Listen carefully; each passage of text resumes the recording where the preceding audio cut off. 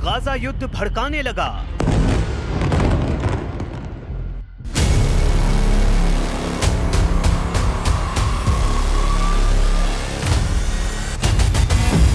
Erdogan ने Trump को दिखाया गाजा का नया नक्शा।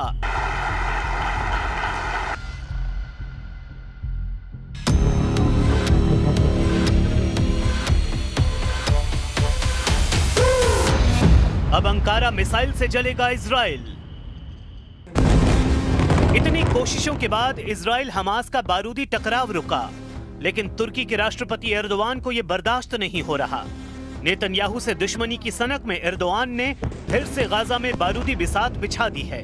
तुर्की जो चाहता है उसे सुनकर ही पीएम नेतन्याहू भड़क गए हैं। वहीं प्रेसिडेंट ट्रंप ने भी हमास की बर्बादी की बात फिर से दोहराई है। Is the deadline you're going to put on that before you take action? Pretty quickly. A reasonable period of time. ये आखिरी चेतावनी है, भयानक और डरावनी चेतावनी है। इसके बाद हमास नर्क की तबाही झेलने पर मजबूर होगा।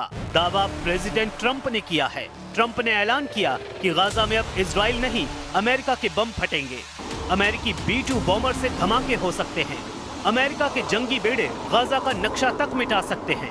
अगर हमास ने हथियार नहीं छोड़ा, अगर हमास ने समझौता तोड़ा, अगर हमास ने इजराइल को निशाना बनाया, तो फिर गाजा में कोई सलामत नहीं बचेगा। लेकिन हमास लड़ाके तो अपने खूनी मिशन में जुटे हैं। हमास लड़ाकों ने प्रेसिडेंट ट्रंप और नेतन्याहू को डबल झटका दिया है।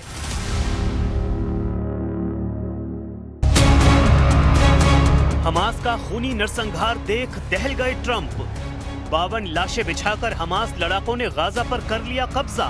इजराइल को मुर्दा बम से जलाएगा हमास। युद्ध अभी ऑन है। हमास का बैकअप ईरान है। हमास ने फिर से खून खराबा शुरू कर दिया है। फिर से बारूदी तांडव मचने लगा है। हमास ने सरेआम गद्दारी की सजा दी है।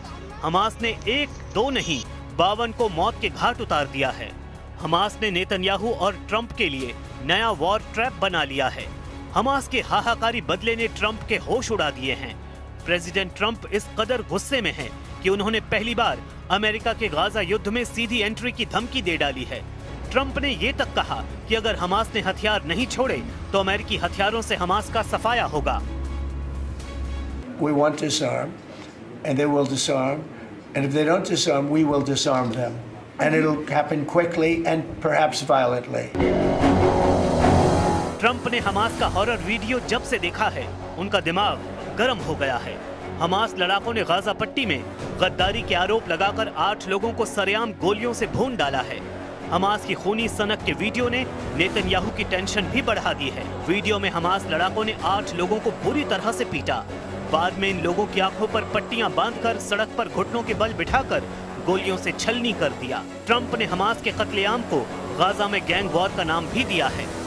Going to disarm, and initially speaking, they needed, they did take out a couple of gangs that were very bad, very, very bad gangs, and they did take them out, and they killed a number of gang members, and that didn't bother me much.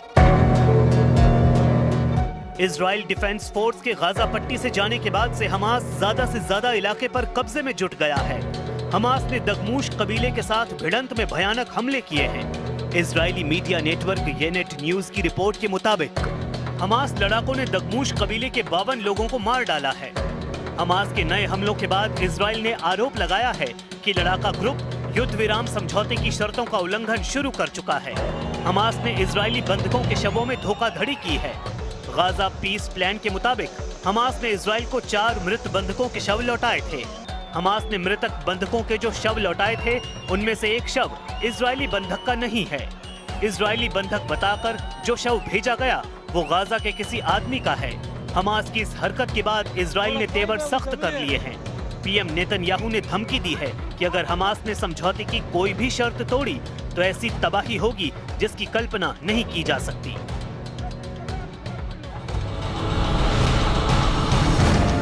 Israel की तरह Hamas ने भी Netanyahu पर peace deal तोड़ने के आरोप लगाने शुरू कर दिए हैं। यानी दोनों खेमे में फिर से बारूदी टकराव का माहौल बनाया जा रहा है। उधर खाड़ी में युद्ध विराम समझौते के जश्न में दो ताकतवर देशों के दूर रहने के सिग्नल खतरनाक बताए जाने लगे हैं। गाजा युद्ध विराम का जश्न मनाने के लिए दुनिया भर के नेता मिस्र के शर्म अल शेख में जुटे, लेकिन सऊदी अरब के क्राउन प्रिंस मोहम्मद बिन सलमान और यूएई के राष्ट्रपति मोहम्मद बिन जायद अल नहयान वहां नहीं पहुंचे। प्रिंस सलमान और प्रेसिडेंट जायद अमेरिका के सबसे भरोसेमंद दोस्तों में से एक माने जाते हैं, जिन्होंने गाजा पीस डील के जश्न से दूरी बना ली है। मतलब खाड़ी मुल्कों में गाजा शांति समझौते को लेकर सब कुछ ठीक नहीं है। असल में खाड़ी के सुपर पावर कहे जाने वाले ये दोनों देश फिलिस्तीन देश के हक में हैं, जिसको लेकर ट्रंप ने अब तक कोई साफ संकेत नहीं दिए हैं। उधर तुर्की के राष्ट्रपति एर्दोआन ने एक नया बखेड़ा खड़ा कर दिया है। एर्दोआन ने ट्रंप से मांग की है कि वो 1967 में तय हुई सीमा के आधार पर फिलिस्तीन देश को मान्यता दें, वो भी जिसकी राजधानी पूर्वी यरूशलेम हो। Şüphesiz bunun tek yolu da 1967 sınırları temelinde başkenti Doğu Kudüs olan bağımsız, egemen, toprak bütünlüğüne sahip bir Filistin devletinin kurulmasıdır. तुर्की ने ट्रंप की टेंशन बढ़ाने वाली चाल चल दी है, मगर एर्दोआन के मंसूबे पूरे होने की कोई उम्मीद नहीं। प्रेसिडेंट ट्रंप इस कोशिश में है कि इजराइल को ज्यादा से ज्यादा मुसलमान देशों से मान्यता दिलवाई जाए। ट्रंप ने इजराइल की संसद में दिए भाषण में ईरान को भी ये ऑफर दिया है। ट्रंप ने कहा कि अगर ईरान इजराइल को मान्यता देता है और आतंकवाद खत्म करता है तो उससे डील मुमकिन है।